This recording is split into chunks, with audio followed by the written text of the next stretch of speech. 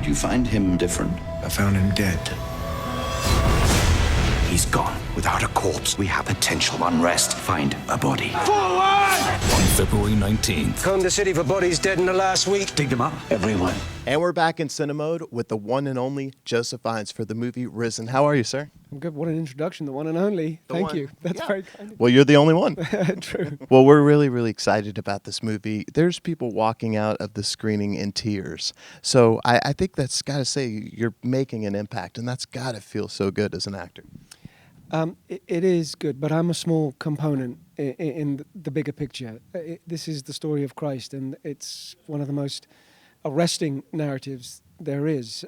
It's also an uplifting, I think, an uplifting story in terms of most films end at the cross, and I think the difference here is that we begin at the cross and we end with the resurrection, the ascension. But I think it's really the scripture which is moving, and we facilitate that. Well, because you're dealing with a story that's so sacred to so many people, does that make you a little bit more nervous than on other roles? Yeah, it makes us more aware that there's a caution to tread carefully and with respect. And at the same time, you know, this movie is for cinephiles and non-believers as well. So there's a sense of serving up a great cinematic experience, but also finding the balance between that and scripture. Are you a believer yourself? I am a believer in terms of faith. I struggle. I have a condition called doubt, which a few of us might suffer from, and it comes in and out of focus to me, and it's an ongoing conversation. Absolutely. Well, and did this make you think about your faith a little bit more?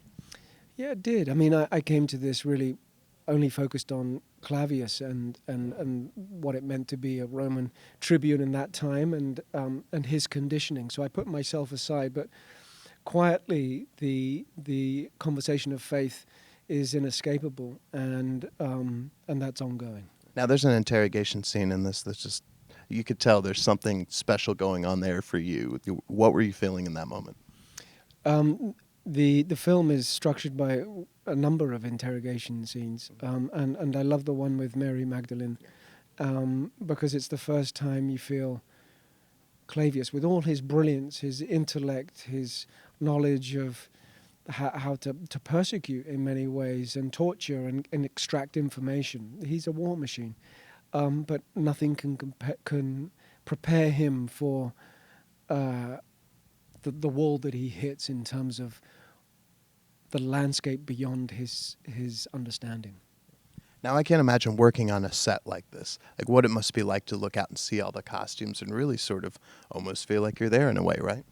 I think the big success of the movie is there's an authenticity, right from the costumes to the locations. You really feel like you've been picked up by the scruff of the neck and dropped off in Judea, and that's a huge success to the film. Absolutely. Well, I know we got to wrap up soon, so we got to know first, Cinemark, why should people see this on the big screen? I think, for me, the success of this movie will be determined whether we have an auditorium full of believers and non-believers, agnostics, whoever. I think it's a cinematic experience. It's a great piece of cinema, and there's huge amounts you can take away. You can take it at face value, or you can interpret it. But I think there's an element for everyone. Risen, rated PG-13 in theaters February 19th.